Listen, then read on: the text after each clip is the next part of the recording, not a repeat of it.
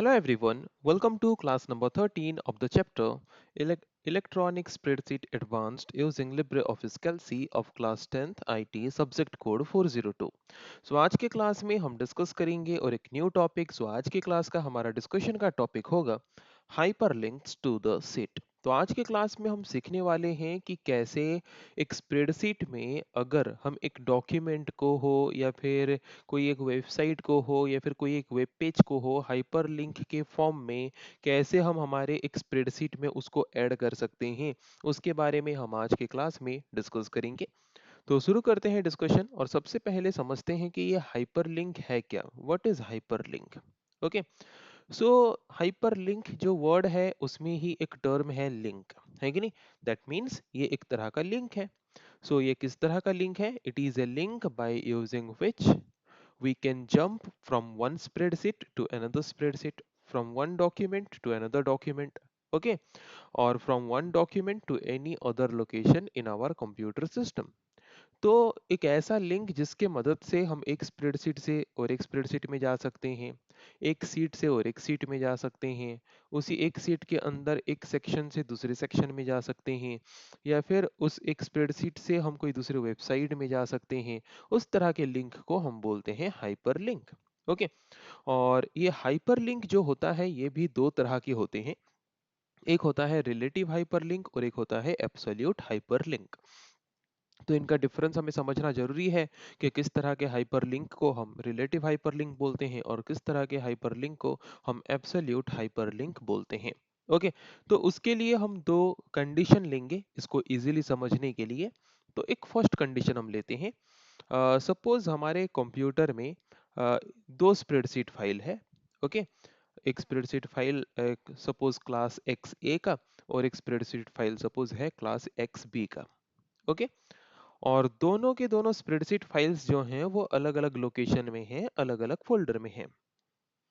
और class X A spreadsheet file में मैं class X B spreadsheet file को as a link hyperlink add करना चाहता हूँ, राइट?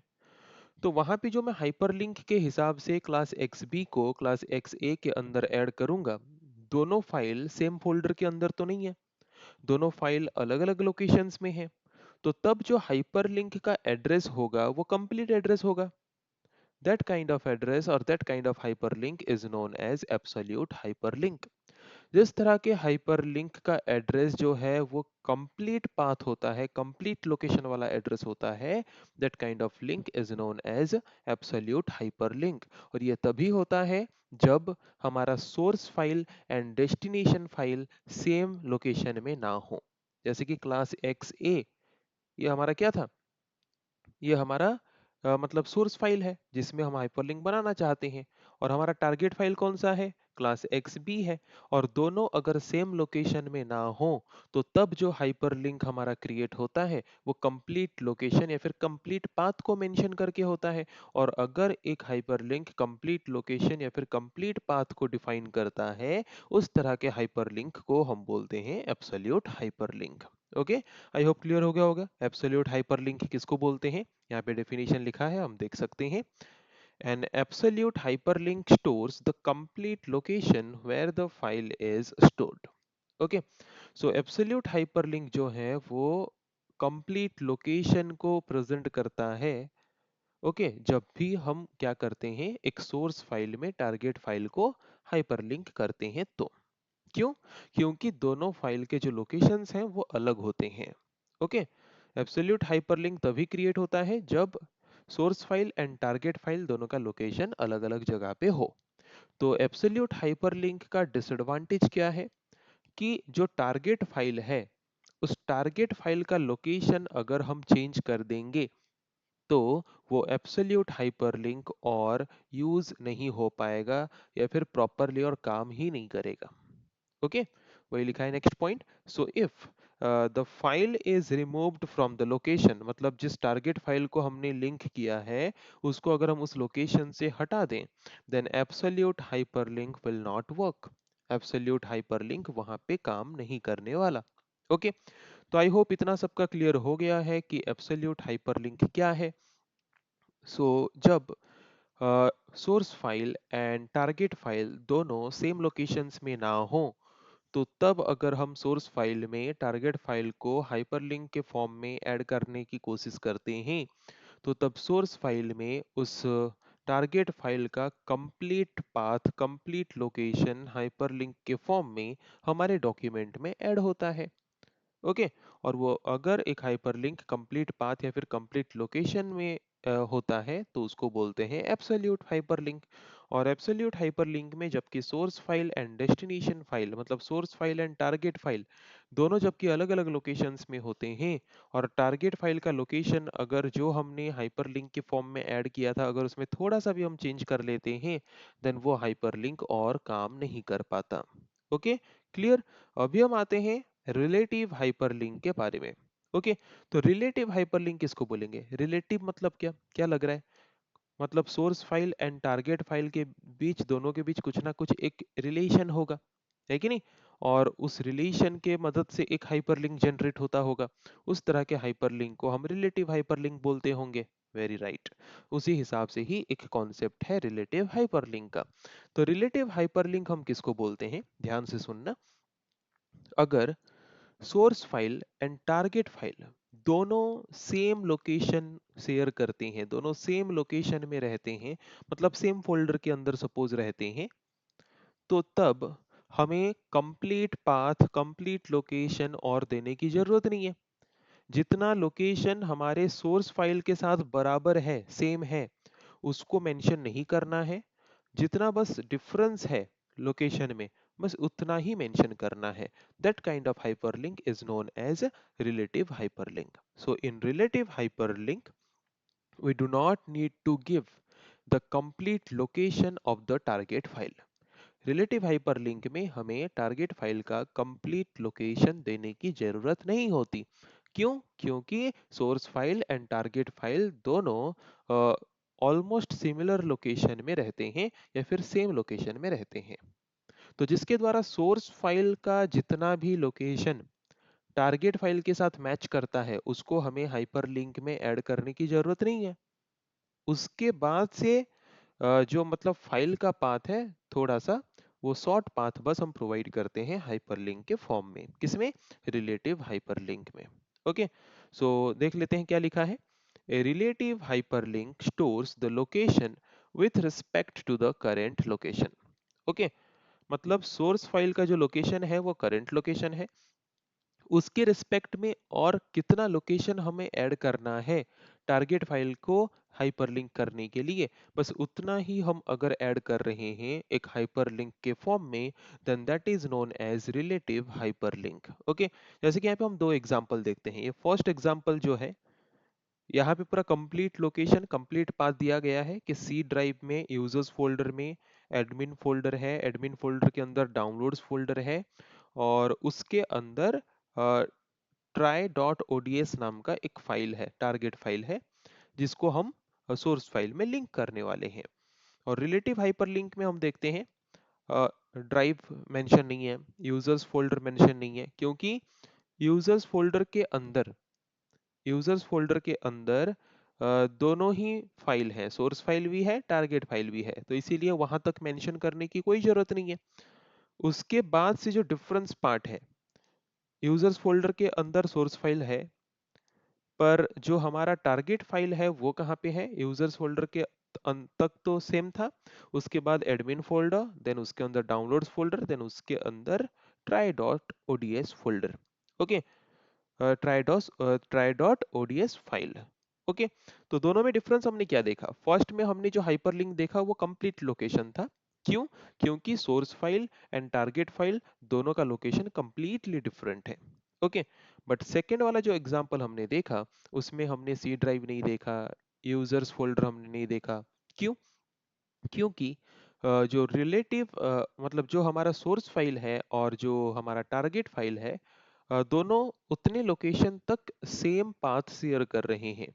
तो उसके लिए वो कंप्लीट पाथ ना दे के जितना पार्ट बस डिफरेंस था, उतने ही पार्ट को उसने क्या किया, उतने ही पार्ट को उन्होंने मेंशन किया। किसमें? रिलेटिव हाइपरलिंक में। सो आई होप सबका क्लियर हो गया what is the difference between absolute hyperlink and relative hyperlink.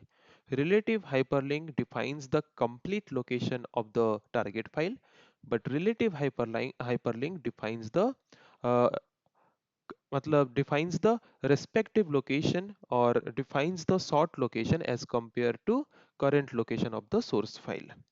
तो एब्सोल्यूट हाइपरलिंक में अगर हम टारगेट फाइल का लोकेशन थोड़ा भी चेंज करते हैं तो क्या होगा, थोड़ा भी अगर हम चेंज करते हैं तो वो हाइपरलिंक और काम नहीं करेगा। बट रिलेटिव हाइपरलिंक में source file and target file जिस फोल्डर के अंदर हैं, जब भी हम मूव करेंगे तो उस फोल्डर को मूव करेंगे। तो अगर हम उस फोल्डर को मूव करेंगे मतलब source file and target file दोनों at the same time location को चेंज करेंगे। और जो हमारा टारगेट फाइल है, वो जो हाइपरलिंक हमने क्रिएट किया है टारगेट फाइल का, वो हम किसको रिलेट करके हमने क्रिएट किया है, सोर्स फाइल के करंट लोकेशन को फोकस करके। तो जब सोर्स फाइल चेंज हो रहा है लोकेशन, उस टाइम पे टारगेट फाइल का भी लोकेशन चेंज हो रहा है। दैट मीन्स जितना भी हम लोकेशन चेंज कर दें, रिलेटिव हाइपरलिंक तब भी क्लियरली काम करेगा जैसे पहले से काम कर रहा था। क्यों? ये ध्यान से समझना कि रिलेटिव हाइपरलिंक में source file and destination file दोनों at the same time location को चेंज करते हैं। बट एब्सोल्यूट हाइपरलिंक में ऐसा नहीं होता। एब्सोल्यूट हाइपरलिंक में जबकि source file and target file दोनों का लोकेशन शुरू से ही डिफरेंट है, तो अगर हम थोड़ा भी टारगेट फाइल का लोकेशन चेंज करते हैं तो वो हाइपरलिंक और काम नहीं करता। ओके, ये एक इम्पोर्टेंट डिफरेंस है जो कि एग्जाम में आने के बहुत ही ज्यादा चांसेस हैं। इसको क्लियरली रिवाइज कर लेना इस टॉपिक को, इसको हम प्रैक्टिकली भी देखेंगे। अभी हम आते हैं, दो चीजें हम करेंगे। पहले तो हमने समझ लिया हाइपरलिंक क्या है, हाइपरलिंक हमें क्यों जरूरी है, और दो तरह के हाइपरलिंक क्या है। अभी हम देखेंगे कि how can we create hyperlink. Okay, हम एक हाइपरलिंक कैसे क्रिएट कर सकते हैं। तो इसको हम डायरेक्टली प्रैक्टिकली देख लेते हैं ताकि इजीली हमें समझ आ जाए। तो उसके लिए हम क्या करते हैं, अगर हमें एक हाइपरलिंक क्रिएट करना है तो सबसे पहले इंसर्ट टैब में जाएंगे। इंसर्ट टैब में जाने के बाद देन हम कहाँ पे जाएंगे, हाइपरलिंक क्रिएट करना है तो हाइपरलिंक टूल में जाएंगे, या फिर शॉर्टकट की भी हम यूज कर सकते थे CTRL+K, उसमें क्लिक करेंगे। उसके बाद हमें हाइपरलिंक के हिसाब से किसको, मतलब अभी हमने जो फाइल ओपन किया है वो सोर्स फाइल है, और उसमें हम जिस फाइल को एज ए हाइपरलिंक ऐड करेंगे वो हमारा टारगेट फाइल है। तो टारगेट फाइल को चूज करेंगे। तो टारगेट फाइल हमारा क्या है, डॉक्यूमेंट है, तो इसलिए हमने डॉक्यूमेंट में क्लिक किया। उसके बाद उस डॉक्यूमेंट का पाथ हम चूज करेंगे। यहाँ पे डिफाइन होगा कि वो हाइपरलिंक एब्सोल्यूट हाइपरलिंक है या रिलेटिव हाइपरलिंक है। अगर अलग अलग लोकेशन में है तो कंप्लीट पाथ देगा, तो कंप्लीट पाथ दिया मतलब वो एब्सोल्यूट हाइपरलिंक।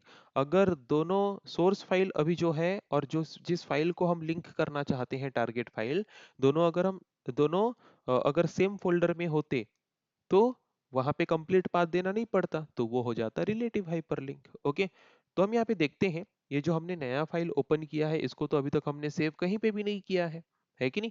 और जो फाइल हम लिंक करने वाले हैं वो ऑलरेडी सेव्ड है। तो सपोज हम क्लास एक्स ए के फाइल को हाइपरलिंक बनाना चाहते हैं, तो ये हमारा टारगेट फाइल है, तो इसको सिलेक्ट करके ओपन कर देंगे। देखो कंप्लीट पाथ आ गया ना यहाँ पे।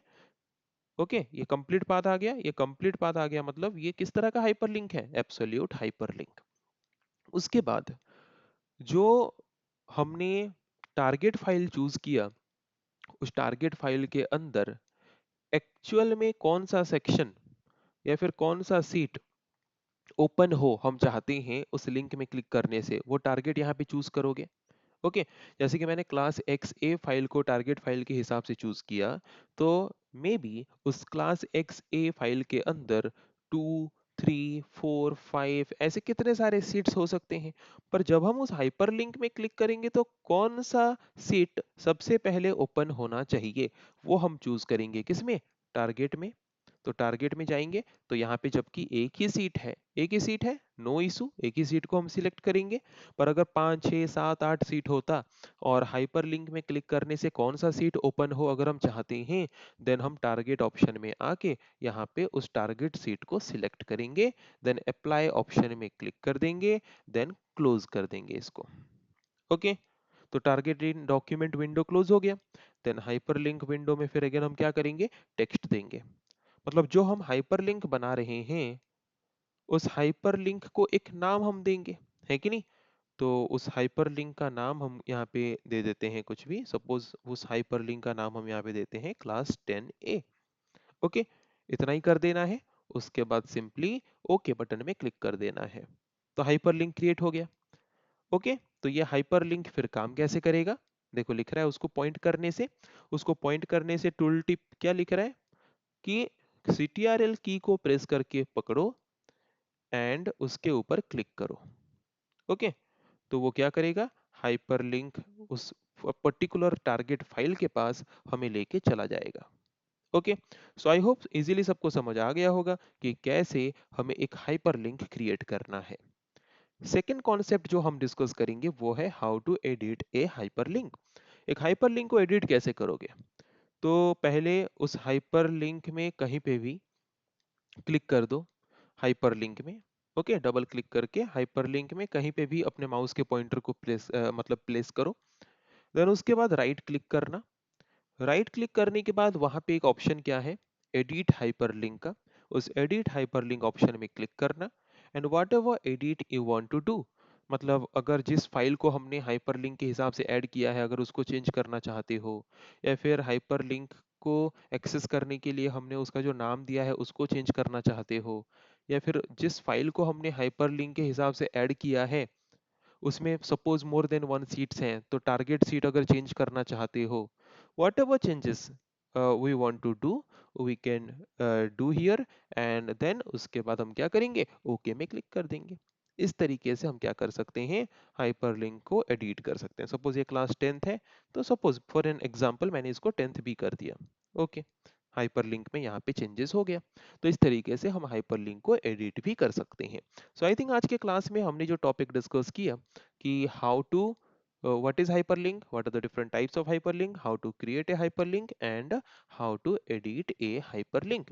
आई थिंक ये सारा टॉपिक जो हमने डिस्कस किया वो इजीली सबको समझ आ चुका होगा। सो नेक्स्ट क्लास में हम डिस्कस करेंगे ऐसे और कुछ टॉपिक के बारे में। आज की क्लास को हम यही पे एंड करते हैं। So thank you everyone.